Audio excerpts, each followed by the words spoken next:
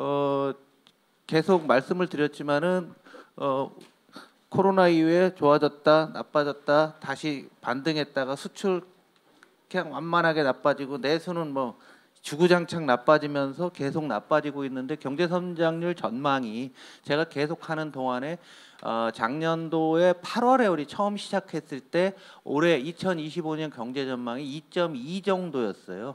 근데 지금은 1.7까지 왔고 저는 뭐 연초부터 1.5 정도로 낮췄는데 지금 민간 기관들이 전부 다 1.5로 낮추고 있고 지금 나오고 있는 경제 지표 어제 언론에 크게 보도된 21년 만에 소비 최저라는 얘기는 탄핵 내란 사태 이전까지입니다. 11월까지의 지표예요. 그러니까 12월이나 1월께 포함되게 되면 설 지나고 나면 더 나쁜 상황들을 볼 수가 있다.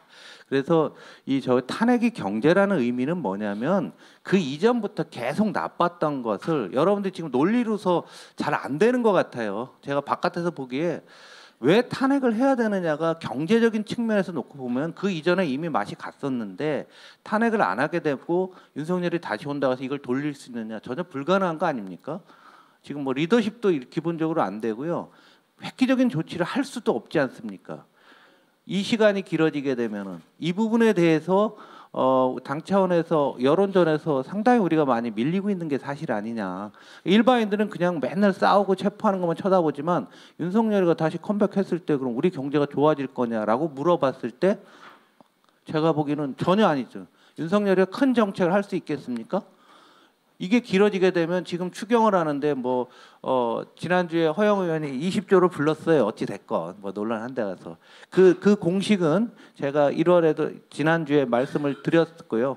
왜 20조가 돼야 되는지 그래서 그 당시 16조 정도 말씀을 드렸었는데 16, 17인데 조금 더해서 한 20조 정도로 해놨는데 그거는 큰 의미가 없어요. 더 크게 국가를 개조할 수 있는 능력이 있지 않은 다음에는 어렵다는 얘기죠. 이런 과정 중에서 제일 어려운 거 소상공인 자영업자 다 알고 있어요. 그래서 요새 중소기업들, 사회적 약자들이 무너지고 있는 거죠. 그래서 중소기업들이 연체율 보면 우리가 그냥 이렇게 있는 동안에 아무 소리도 안 하고 있으면서 계속 올라가고 있고요. 중소기업은 경기 민감도가 경계대 민감도 훨씬 강합니다. 그러니까 이게 쓰러지면은 지금보다 한 달 지나고 또 한 달 지나고 한 달 지나기가 더 어려운 게 지금 중소기업들의 상황이라는 얘기고요. 얘들이 돈을 어디서 빌렸냐라고 일단 보는데 은행권의 대출이 요 위로 가면은 은행이 대출을 잘해주는 거고 요 밑으로 가면은 대출을 확확 조이는 건데요. 지금 확확 조이는 국면이에요. 여러분들이 은행장으로 생각하면은 지금 여기서 이 상황에서 잘못 대출해주면은 자기 맛이 가니까 지금 뭐 금융위 건보가 아무 일을 못 하고 있지 않습니까? 정무위에서 뭐 아까 어떤 분이 정무위 소속 분이 저한테 앞으로 올라갈 종목을 찍어달라고 하는데 그게 중요한 게 아니라 중소기업이 지금 많이 가고 있는데 여기에 대한 대책들을 빨리빨리 해야 되고요. 그 대출이 어디서 있냐면 잘 보시면은 여기 은행권 대출은 가다가 슬슬 10월부터 줄었는데 어디서 넣냐면 이금융권에 새마을금고, 신협, 뭐 저축은행 이런 데서 주로 대출이 늘고 있어요. 그러니까 금리는 상대적으로 높고 이 중소기업들 더 많이 어렵다는 게 바로 확인이 되는 겁니다. 두 번째로 우리 생각해보면 추경 관련해서 말씀을 드리면 추경이라는 경기는 왔다 갔다 하는 거죠. 순환하는 건데 좋을 때는 좀 긴축을 하고 나쁠 때 풀고 좋을 때 긴축하고 나쁠 때 풀면서 균형을 잡아주는 거죠. 지금은 나쁜데 그냥 나쁜 게 아니라 구조적으로 나빠지는 거예요. 구조적으로 나빠지는 거니까 큰 정책이 필요하다. 이 논리가 국민들의 마음속에는 다 있는 거예요. 짜잘한 정책 뭐 한다고 해서 지역사랑 상품권 해서 한 달 좋을지 모르겠으나 그게 본질적으로 내 삶을 바꾸지는 않는다는 거죠. 그러기 위해서 빨리 이 판을 엎어버리고 빨리 바꿔야 된다는 게 국민적 심연에 있고 요새 여론조사 결과 나오는 게 그게 아닌가라는 생각을 합니다. 미국이 여기 보면 2002년도에 9.11 테러 이런 거 났을 때 보면 빨간색이 이게 성장률이 이만큼 되는데 빨간색이 정부 기여도예요. 9.11 테러 났을 때 보면은 파란색, 빨간색인데 내 눈에 잘 보이라고 빨간색으로 했고요. 나머지는 정부 이외 부분인데 확실하게 정부가 나서서 한 게 보이고요. 2008년 글로벌 금융위기 때도 정부가 나서서 하고 민간은 다 마이너스인데 정부가 나서서 그나마 버텨줬던 거고요. 그 이후에 정부가 돈을 많이 썼으니까 시간 지난 다음에 정부가 돈을 걷어들이고 이걸 반복하고 있습니다, 미국이. 그리고 코로나 당시에서도 정부가 초기 국면에 돈을 많이 썼고요. 그리고 나서 뭐 미국으로 돈이 모이면서 민간이 좋아지고 최근에 이제 이번에 제일 억울한 게 바이든 대통령일 거예요. 바이든 대통령 때 이렇게 정부가 기여를 많이 하고 미국 경제가 너무 좋아서 금리가 지금 5%가 하는 상황이거든요. 우리는 2.8인데 그런데 자기는 대선에서 지고 그랬잖아요. 근데 정부가 어떤 역할을 하느냐에 대해서 지금 굉장히 중요한 시점이다라는 말씀입니다. 몇 번 보여드렸지만 일본이 90년대 초반에 밑으로 가는 게 긴축 정책이고요. 위로 가는 게 돈을 푸는 겁니다. 초반절에 정신 못 차리고서 3년간 긴축했다가 그 이후부터 1993년부터 2025년 제가 보기에는 앞으로도 20, 30년 계속 이게 본색이 뭐냐면 짙은 색이 재정 적자예요. 한 번도 흑자를 못 내고 적자로 계속 나오고 있고 노란색은 돈을 막 풀고. 그러니까 초기에 잘해도 한국이 여기 아니에요. 피크 코리아라며. 일본의 피크는 1989년이고요. 우리나라 피크가 2024년이라고 하면은 다르게 보여야 되는 거죠. 이런 큰 그림들을 지금부터 꾸준히 해야지만 탄핵이나 그 이후의 단계에도 영향을 준다는 얘기입니다. 그래서 일본이 잘못한 세출을 한번 보시면은요, 1998년도 이쪽 78, 88, 89, 89 꼼짝 안 하고 있죠. 왜 재정이 나쁘다고 해서 아무 짓도 안 하다고요. 여러분 지역구 국회의원이시지만은 지방 교부금을 한번 보면 15.5조 엔에서 쭉 보세요. 그래서 23년에 15조예요. 지방 교부금이 98년에 똑같았는데 일본이 재정이 나쁘게 되는데 초기에 잘못해놓으니까 저런 현상이 벌어지니까 일본의 지방이 공동화되는 게 눈으로 보이는 겁니다. 이제 다음 주가 되면은요, 민주당한테 상당한 리스크가 되는 게 다음 주 화요일 날 트럼프가 취임을 하게 되는 거예요. 그러면 모든 관심이, 언론의 관심이 트럼프가 무슨 얘기를 할지, 그다음 행정명령을 그날 뭐 20개를 한다며요. 현재 나온 거 보고 겁을 확 주고 있는데 이 양반이 아무 말도 안 하니까 최근에 한 열흘간 얘기를 하네요. 더 겁나는 거죠. 저는 예측이 불가능하니까. 국회의원은 이런 얘기 못하죠. 개인은 하는 거지만. 그래서 지금 가장 큰 문제가 세금 문제거든요. 세금을 깎아준다는 거예요. 미국 법인세율이 이렇게 떨어진 겁니다. 쭉 떨어졌고 15%까지 낮추는 거 TCJA라고 해서 이제 깎아주는 건데 이거 깎아주게 되면 미국의 재정 적자가 더 심각해지거든요. 그것만 깎는 게 아니에요. 법인세율, 소득, 세금을 다 깎는 거. 이게 이제 옛날 레이건이 썼던 신자유주의 정책. 뭐 래퍼 곡선, 뭐 옛날에 만약 공급주의 경제학 이런 것들이 지금 한 방에 다 해보겠다고 하는 건데 이렇게 되면 미국 재정 적자가 더 커집니다. 그러면 국채 발행을 더 해야 되겠죠. 국채가 공급이 많아지니까 금리가 올라서 지금 미국 10년물 금리가 5% 얘기가 나오고 있는 게 현재의 상황입니다. 여기다 이제 관세 얘기를 그러면 관세로 대응한다는데 관세 비율이 작아요. 대공황 나기 전에 이게 이제 굉장히 유명한 번 스무트 홀리법 1930년에 여기 한번 보시면은 관세가 이 정도까지 갔었거든요. 여기에 대한 향수가 있는 것 같아요. 그래서 루즈벨트가 된 다음에 확 내렸거든요. 지금 미국이 만약에 이런 사람들이 지금 있는 거죠. 그래서 미국 정부를 요즘 사회과학계에서는 우리가 포퓰리즘이라는 용어를 쓰다가 요즘은 이제 완전히 파시즘으로 바뀌었어요. 사회과학계는. 파시즘이 요 당시에 아주 난리치던 거 아니에요. 그래서 독일은 히틀러를 선택했고 대공황이 오니까 미국은 루즈벨트를 선택했다. 우리한테 굉장히 핵심적인 키워드입니다. 그래서 여러분들 지금 이 상황에서 한국 사회가 파시즘으로 가고 포퓰리즘으로 가고 이런 상황에서 히틀러냐 루즈벨트냐 이 부분에 대한 것들 여러분들이 잘 생각을 해보셔야 될 것 같고요. 히틀러는 지금 된다는 사람이 갇혀 있죠 지금. 그래서 이번에 관세 올리는 거 지난번에도 한번 보여드렸는데요. 대중국 60% 관세하고 다른 나라가 미국에 대해서 보복을 하게 되면은 지금이 문제가 아니라 2, 3년 지나게 되면은 미국 경제가 마이너스 1.2 정도 되는 거죠. 그래서 지금은 공포가 너무 큰 게 아니냐라는 시각도 굉장히 큽니다. 그래서 다음 주에 이게 나오게 되면은 여러분들 좀 시간을 갖고 천천히 좀 봅시다라는 용어를 써야 되는데 저렇게 됐을 때 미국 사람들이 받아들일 수 있겠는가? 뭐 성장률은 떨어지는데 재정 적자가 나서 채권 발행 많아지고 물가 오르고 그래서 금리가 한 5% 되면요 미국 사람들이 과연 견딜 수 있을까? 트럼프는 노련한 사람이라서 분명히 이거는 쉽게 받아들이지 못할 것 같아요. 그런데 어찌 됐건 간에 관세를 올린다고 했는데 이거 새로운 자료입니다. 그러니까 이 산업별로 놓게 되면 중국의 60% 하면은 관세가 얼마나 올라가나 품목별로 쭉 있어요. 오늘 시간이 짧아갖고서 이렇고요. FTA 국가에도 10% 보편관세를 할 거냐 말 거냐 말은 없어요 지금. 그런데 우리가 FTA 당사자 국가잖아요. 그래서 한 10% 정도를 한다고 보면은 각 품목별로 뭐 신발 뭐 9.4% 올라 여기서 품목별로 쭉 나와 있는 겁니다. 그러니까 여러분들이 좀 참조를 해보시면은 거의 모든 산업이 다 걸린다고 보셔야 될 것 같고요. 미국 입장에서 이 빨간색이 어려운 산업이에요. 이 미국이 이제 그 산업별 수입이 많은 나라들의 문제일 거 아니에요. 지금 한국은 빵이죠. FTA에서 빵이란 말이에요.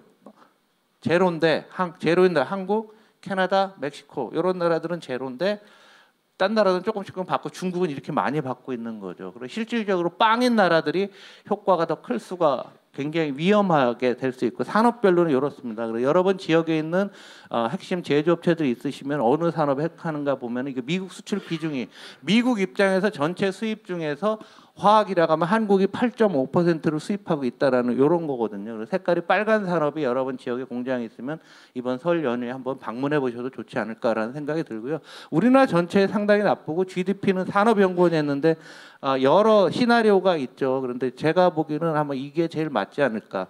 멕시코, 캐나다 10%, 중국 60%, 한국 포함 뭐 나머지 FTA 국가 20% 정도 하게 되면은 약 우리나라 GDP 10.6조 정도 준다. 요것도 추경의 한 이유는 될 거예요. 그래서 요게 관세 그 다음 주 화요일 날 설 앞두고서 트럼프가 취임하면서 이걸 발표할지 안 할지 모르겠는데 제가 할 것 같거든요. 어떤 식으로든지 했을 때 요게 되면은 추경의 또 다른 이유가 원인으로 나오는 겁니다. 그래서 정부에서 좀 준비를 좀 하셨으면 좋겠고요. 그러면 트럼프가 관세 부과하면 다 끝나는 거냐? 그게 아니라 중국이요. 이때 트럼프 일기 때 이제 트럼프가 중국 25% 관세를 하니까 요게 중국 위안화 환율이에요. 위안화 환율을 굉장히 많이 올렸고요. 그 당시. 그러니까 중국은 싼 거니까 환율이 절하되면은 수출이 잘 되죠. 우리는 자본재나 중간재나 좀 비싼 거라다 보니까 환율과 특별하게 무관해요. 별로 그렇게 물량이 늘지는 않습니다. 그런데 중국은 소비재들이 많으니까 가격이 떨어지지 않겠습니까?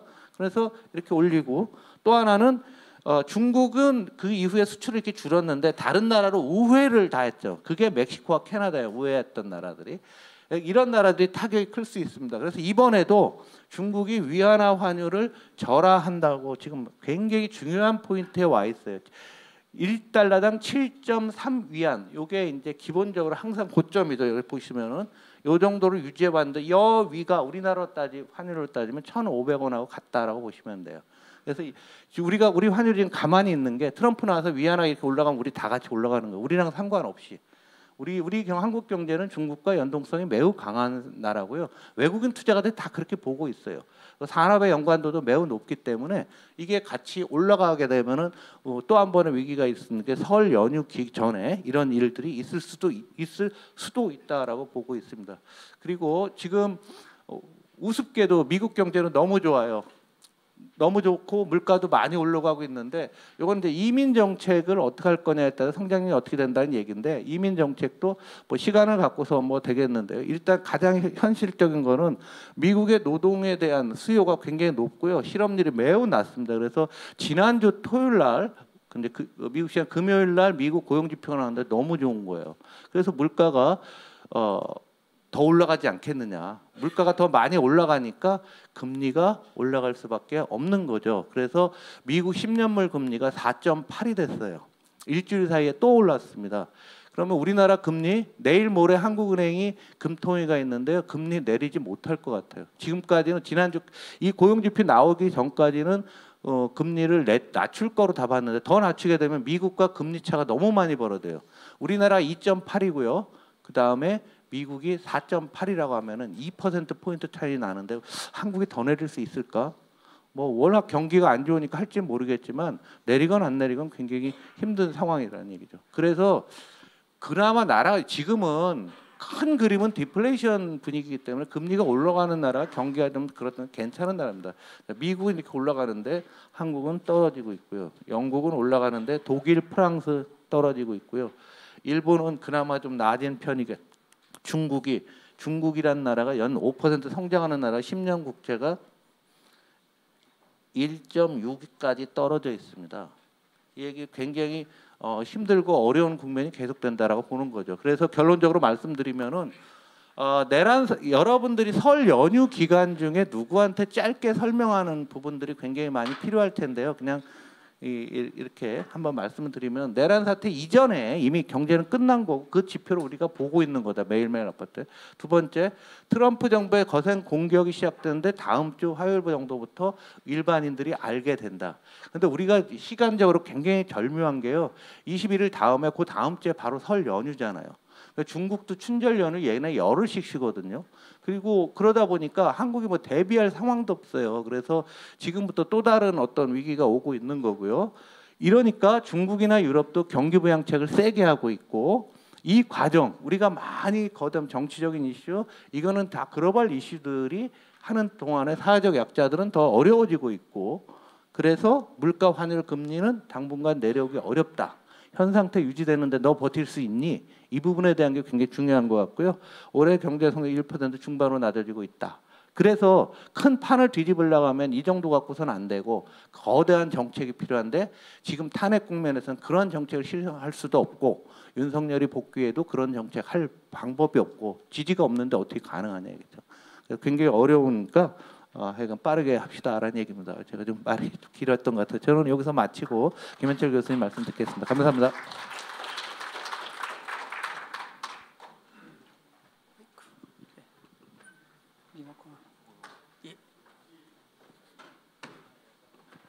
예, 반갑습니다.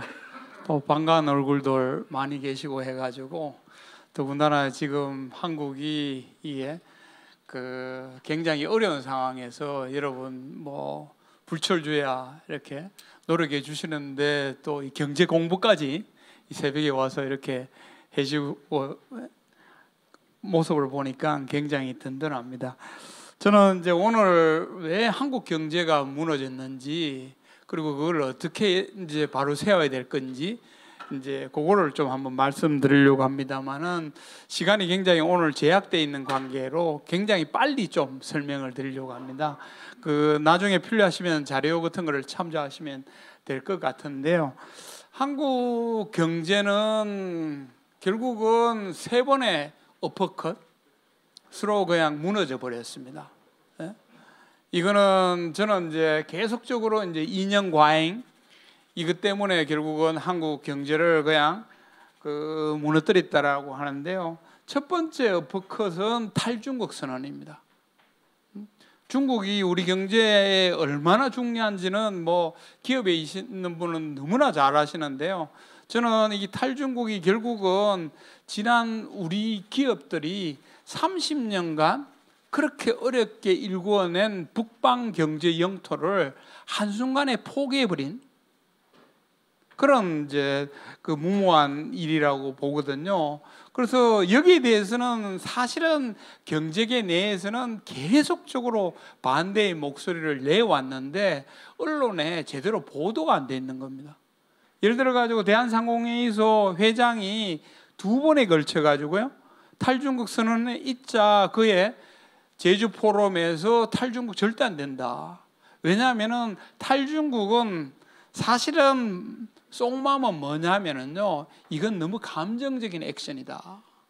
왜냐하면은 경제라는 건 굉장히 이성적인 게임이고 기업들한테는 이 생존이 걸린 문제인데 어떻게 이렇게 가볍게 탈중국을 하려고 하느냐라는 게 본질이었거든요. 그런데 이게 한 번에 안 통하자 2023년에 또 한 번 이야기를 했어요. 그 정도로 이게 기업들한테 4월의 문제인데 이 정부는 2년 과잉에 빠져서 탈중국 하면서 우리가 그렇게 어렵게 개척한 북방 경제 영토를 스스로 포기하는 이런 우를 이제 벌이자 한국 경제에 충격이 오기 시작한 겁니다. 제일 먼저는 뭐 여러분 잘 아시는 수출에 충격이 왔고요. 그 다음에는 내수에 충격이 왔고 조금 전에 홍성국 의원님 말씀하신 이제 민생까지도 이 충격이 오는 이런 사태가 이제 벌어졌는데 핵심은 뭐냐면은 1.4% 쇼크입니다. 결국은 수출이 망가지고 내수가 망가진 그 결과가 결국은 경제 성장률로 나타난 거거든요. 그래서 2023년에 경제 성장률 1.4%라는 것은 우리 70년 경제사에 있어서 굉장히 큰 쇼크였어요. 이게 제가 보기에는 그냥 보디블로로 그냥 맞은 정도의 충격을 이제 가져다 주는 거고요. 근데 2차 쇼크는 트럼프 쇼크입니다. 트럼프가 뭐 무역 적자에 대해서 민감하고 그 무역 적자 민감한 거를 벌써 취임도 전에 중국하고 캐나다하고 멕시코에 때렸지 않습니까?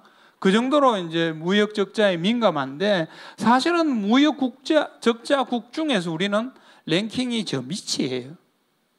그래서 크게 뭐 트럼프는 앞으로 이제 통상 정책만 제대로 대응하면 될 거라고 생각했는데 우리 경제가 트럼프 당선하자마자 엄청난 쇼크를 받았거든요. 중국이나 멕시코나 일본이나 이런 것보다도 주식 가격이 더 떨어졌어요. 왜 더 떨어졌나 하면은 시장은 트럼프 리스크가 한국이 너무 과도하게 노출됐다고 생각하는 거예요. 왜 노출됐다고 하는가 하면은 제가 유튜브에서 누누이 강조했습니다만은 이것도 인연과잉이에요. 중국에 대해서는 철저하게 협중이고 미국에 대해서는 철저하게 친중 이런 식으로 하면서 미국에 너무 과잉 투자를 한 거예요. 물론 미국에 대한 투자가 필요하긴 합니다. 그런데 너무 지나치게 이 정부는 기업인들을 끌고 가가지고 미국에 과잉 투자를 하라고 유도를 해버린 거죠. 이거는 이론적으로 이야기하면 한국의 산업이 공동화되는 겁니다. 한국에 있어야 될 산업들이 미국으로 가버린 거죠. 반도체, 자동차, 배터리, 태양광. 근데 더 심각한 건 뭐냐면은 일자리까지도 수출해 버렸어요. 이게 어느 정도 광인가 하면요. 뭐 미국에 대해서 안미 경미하는 일본조차도 이 정도는 안 했거든요. 일본이 우리보다 경제 규모가 3배인데 일자리 창출은 우리의 반밖에 안 했어요. 그 정도로 우리는 과잉을 하면서 일자리를 수출해 버리니까 지금 우리 일자리를 보면요 60대 이상의 일자리는 굉장히 늘어나고 있는데 제가 굉장히 심각하게 느끼는 건 뭐냐면은 우리 경제의 흐린 40대 일자리가 줄고 있는 거예요. 그리고는 20대 일자리도 주는. 그런데도 정부는 미국에 일자리를 저렇게 적극적으로 수출하는 이런 게 있으니까 트럼프 충격이 올 수밖에 없었던 거죠. 그래서 이 트럼프가 당선되자마자 한국은행이 급히 올해하고 내년 경제 성장률을 수정을 했어요. 이것도 한국의 70년 경제개발사에서 처음 있는 일입니다. 뭐냐면은 2년 연속 1%대 성장? 우리는 지난 70년간 한 번도 없었어요. 오일 쇼크든 IMF든 수많은 위기가 있었는데 항상 일회성 충격으로 끝나고 V자 회복했었는데 지금 한국은 드디어 2년 연속 1% 성장이라는 이런 위기 속에 놓여 있는데 계엄을 또 때려버리는 겁니다.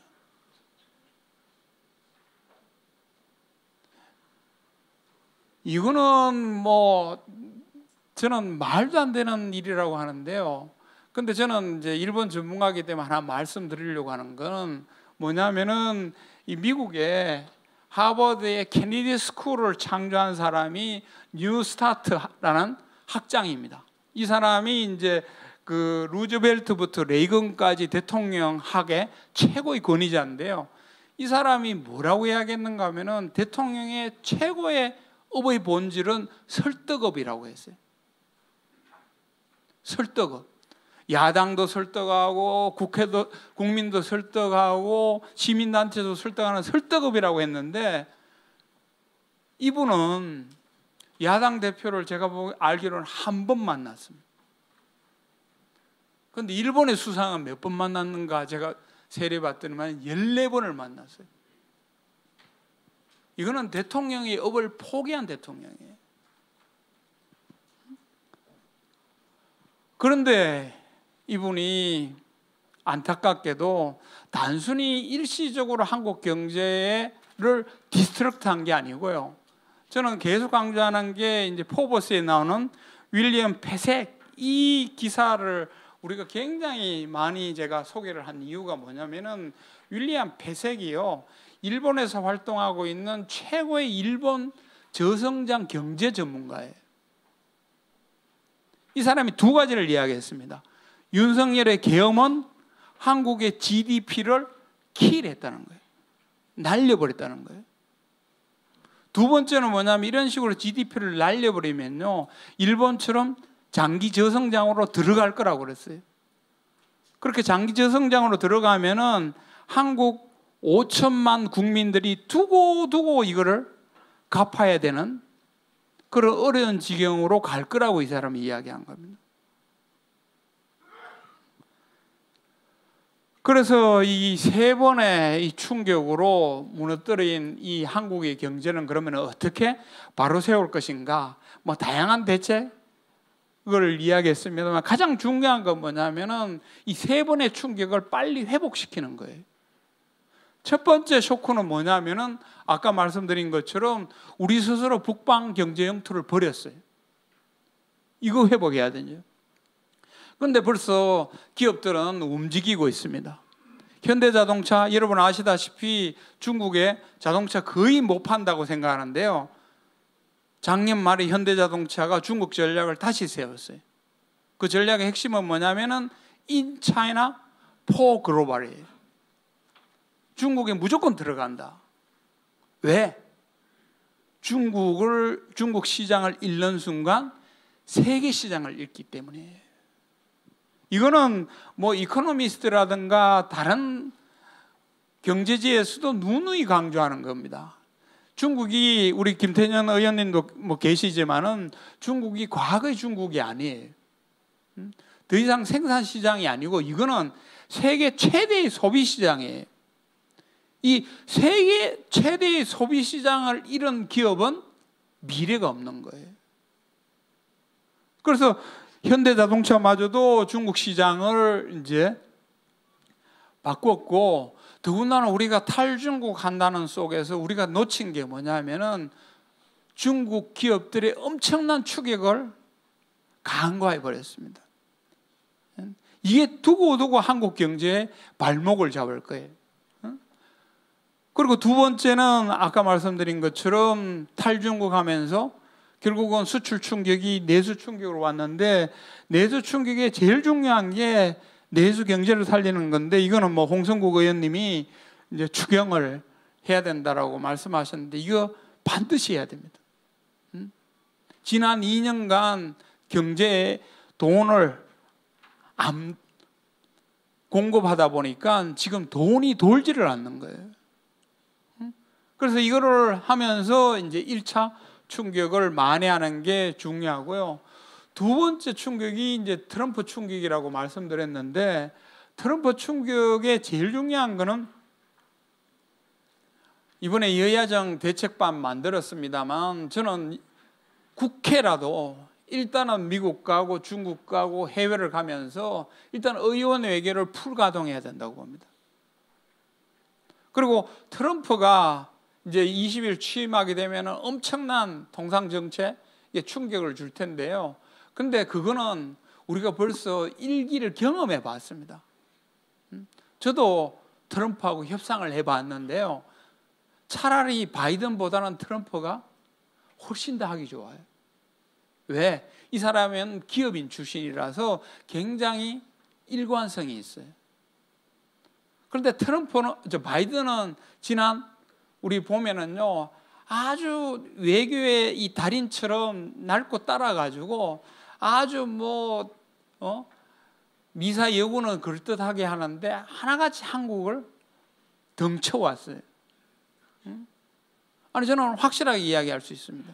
왜냐하면 트럼프 중간 선거예요. 우리나라에 일본보다 한국을 먼저 방문해서 52조를 덩쳐갔어요. 그리고 대선 때는 아까 말씀드린 것처럼 133조를 덩쳐서 그걸 가지고 자기 경제 치적으로 했는데 그게 안 통한 거였거든요. 그래서 앞으로 있을 이런 신통상 정책도 이제 대비를 해야 되는데 더 크게 저는 민주당이 글로벌 경제 전략을 내놔야 된다고 봅니다. 문재인 때는 신남방 정책, 신북방 정책 이런 걸 해가지고 미중 패권의 틈바구니에서 우리가 어떻게 활로를 모색해 해야 되는가 그걸 대안을 내놨는데요. 지금 민주당은 물론 뭐 원체 급박하고 돌아가고 있으니까 그런데 그래도 다음 대선에서 이기기 위해서는 우리의 글로벌 경제 전략은 이거다라고 내줘야 되는 거예요. 이게 이제 두 번째 쇼크에 대한 대응책이고요. 세 번째 충격은 계엄은 이 탄핵은 경제다라는 그 슬로건이 저는 굉장히 맞는데요. 경제가 제일 싫어하는 건 불확실성입니다. 누구든 있으면은 안심하고 경제를 운영할 수가 있는데요. 왜냐하면 그 정도는 기업들은 다 읽어낼 수 있는 능력이 있거든요. 근데 지금 이 상태는 투자를 할 수도 없고 어느 장단에 맞춰야 될지 그러다 보니까 기업들이 올 스톱 돼버리는 거예요. 그래서 경제를 위해서는요, 이 탄핵 정국을 최소화시켜줘야 됩니다. 이게 여러분이 지금 앞에 놓여 있는 가장 큰 일이고요. 두 번째는 이제 이런 식으로 대통령 스스로가 한국을 장기 저성장으로 끌고 가고 있어요. 저처럼 일본에 이게 장기 저성장을 연구하는 학자들한테 제일 소원이 뭐냐고 물어본다면요, 일본처럼 안 되는 게 이게 필생의 소원이에요. 근데 이 대통령은 일본을 너무 좋아해서 그런지는 몰라도 한국을 일본처럼 장기 저성장으로 끌고 가려고 하는 거예요.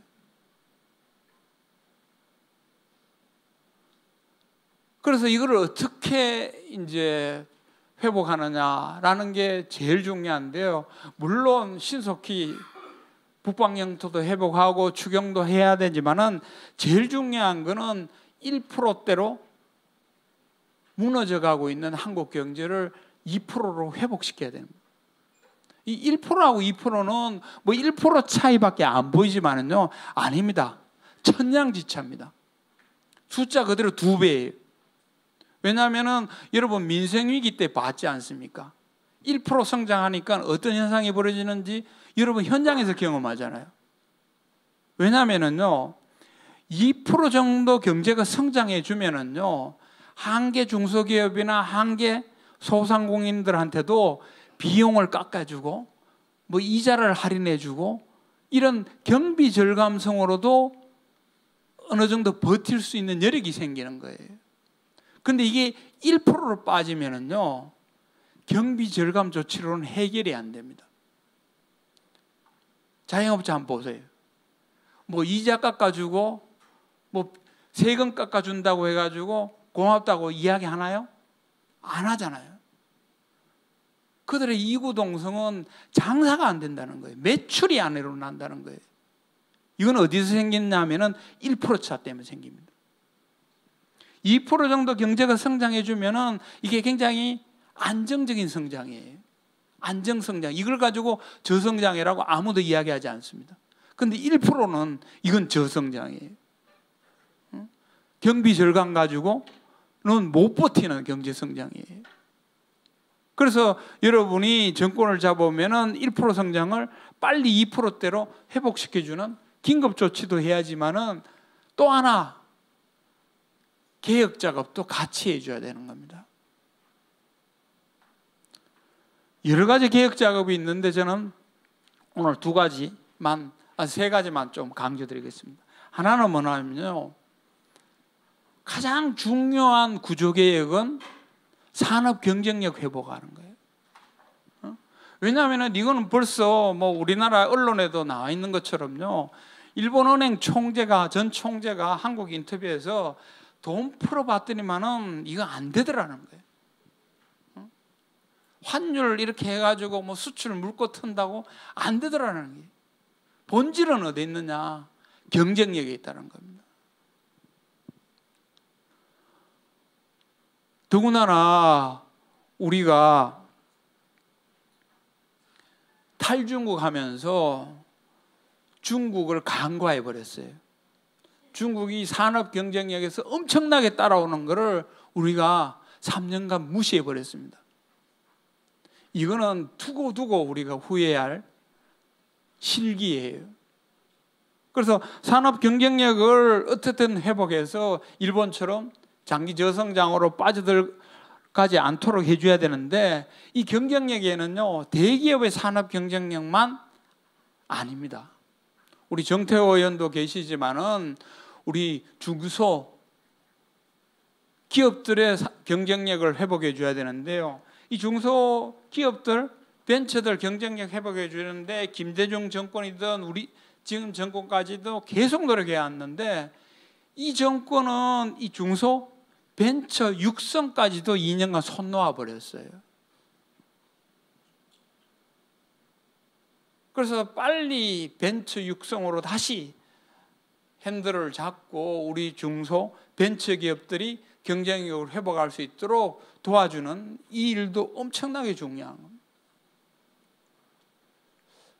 또 하나의 이 구조개혁이요, 양극화 완화입니다. 여러분은 을지로위원회도 너무 잘 아시고 하는데요, 이게 왜 중요한가 하면은 일본이 지난 30년간 해봤더니만은 공급 사이드에서는 산업의 경쟁력을 키워줘야 되고요, 수요 사이드에서는 이거를 살 수 있는 여력을 만들어줘야 되는 거예요. 그래서 30년간 시행착오를 하고 일본이 드디어 깨달은 건 뭐냐면은 새로운 자본주의를 해야 된다고 깨달았어요. 새로운 자본주의는 뭐냐면은 어떻게든 가계의 임금을 상승시켜서 이들이 소비할 수 있는 여력을 만들어줘야지 경제가 성장하더라는 거예요. 그런데 벌써 우리가 계엄 탄핵 속에 양극화는 더 심해지고 있어요. 얼마 전에 통계청이 발표했는데요, 1분위 가계소득 대비 10분위 가계소득이 20배나 뛰었고요, 자산은 60배나 뛰었습니다. 이거 완화 안 해주고는요, 저성장 탈피 못합니다. 그런데 이거는 정부도 알았어요. 그래서 임기 반환점 돌 때 갑자기 그렇게 재정 건전성을 외치고 작은 정부를 외쳤던 이 정부가 갑자기 큰 정부를 하겠다 그러고, 그 큰 정부 속에서 양극화를 완화하겠다고 이야기를 한 겁니다. 이게 정답이에요. 그런데 정답이면 뭐합니까? 돌아서서 또 어퍼컷을 날려버렸어요. 그래서 이렇게 무너져버린 이 경쟁을 이걸 어떻게 하느냐. 또 하나 여러분은 경제 전문가가 아닌 분들도 여기 굉장히 많이 계시잖아요. 그런데 우리나라 이 구조가 모든 사회뿐만 아니라 경제 모든 시스템이 성장기에 맞춰져 있어요. 그래서 여러분이 예를 들어가 뭐 교육에 관심 있다 이러면은 교육의 구조를 바꿔주는 것도 사실은 경제 구조개혁에 큰 일조를 하게 됩니다. 제가 이제 서울대에 있습니다만은요, 지금 어떤 상황인가 하면은 서울대 학생들이 대부분 현역으로 들어오는 게 아니고 2수, 3수, 4수에가 들어와요. N수생이 엄청 많습니다. N수생이 많아지면 어떤 현상이 벌어지는가 하면요, 이거는 경제적인 문제예요. 돈 있는 집안만 N수생을 시킬 수가 있어요. 가난하면은 삼수 사수 못 시켜요. 그럼 어떻게 되느냐? 서울대는 돈 있는 애들만 들어오는 거예요. 근데 더 심각한 건 뭐냐면은 이 친구들이 졸업을 안 해요. 여러분이 학교 다닐 때는 4년 만에 어떻게든 빨리 졸업해가지고 직장에 나가서 돈 벌려고 했지만은요, 돈 있는 애들이 들어오면은 지금 서울대 평균 졸업 연수가 얼마냐면은요, 5.5년이에요. 돈이 있으니까 해외여행 가고 인턴하고 교환 가고 이러니까요, 이게 늦어지는 거예요. 이게 늦어지니까 뭐냐면은 결혼 출산도 늦어지죠. 더 심각한 건 뭐냐면 대학원 안 오려고 해요. N수생회가 학부 들어갔는데 그게 5.5년 걸리면은 보통 7, 8년 걸리거든요. 그러면 석사과정 진학하면은 10년을 투자를 해야 되는 거예요. 투자는 할 여력은 있는데 공부에 흥미를 잃는 거예요. 그러니까 누가 AI 전공하고 공학 전공하고 생명공학 전공하고 이제 안 하려고 하는 거예요. 그래서 교육을 계획해 주는 것조차도 경제 규적 계획에 엄청난 기여를 하는 겁니다. 그래서 이런 식으로 사회의 많은 부분들을 계획해 줘야지 저성장을 돌파를 할 수가 있는 거예요. 그래서 오늘은 시간이 원체 짧아서 굉장히 생략을 했습니다만은 한국 경제는 지난 3년간 윤석열의 세 방의 어퍼컷으로 그냥 주저앉아 버렸어요. 그럼 이걸 어떻게 바로 세울 것인가? 핵심은 그거를 다 거꾸로 되돌려 놓는 겁니다. 거기에 민주당으로서 추경을 하고 새로운 글로벌 세계 경제 전략을 제시하고 그리고는 사회 경제 구조 개혁을 함으로 해가지고 저성장으로부터 빠져나올 수 있는 그 길을 열어주셔야 되는 거예요. 그래서 이거는 너무너무 중요합니다. 왜냐하면은 저는 경제를 하기 때문에요. 지금 탄핵 이거 어떻게든 조기 종결시키고 한국의 민주주의를 다시 회복시키는 것도 굉장히 중요하지만은요. 이번에 최근에 이 보수의 지지도 반등해서 보셨지만은 한국은 지금 굉장히 이념으로 양분되어 있습니다.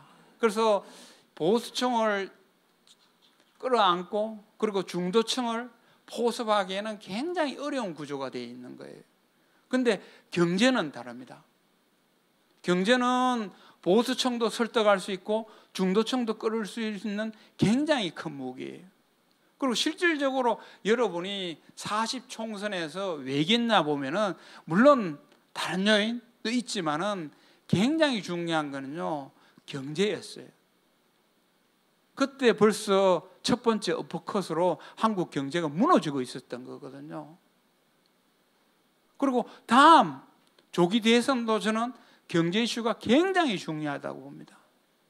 그래서 수권 정당으로서 여러분들이 경제 이슈를 계속 띄우고 주도함으로 해가지고 충분히 이런 위기를 극복할 수 있는 능력이 민주당에게 있다라는 걸 보여주셔야지 저는 중도층이든 일부 보수층이든 안심하고 민주당을 지지해 줄 것 같습니다. 그래서 오늘은 굉장히 짧은 시간이었지만은 한국 경제가 어떻게 무너졌고 그걸 어떻게 바로 세워야 될 건가 그런 걸 말씀드렸습니다만은 기타 유튜브라든가 아니면은 제 책에서 여러 가지 대안을 내놨기 때문에 혹시 시간이 있으신 분들은 이런 부분을 참조했으면 합니다. 자, 이상 제 강의 마치도록 하겠습니다. 감사합니다.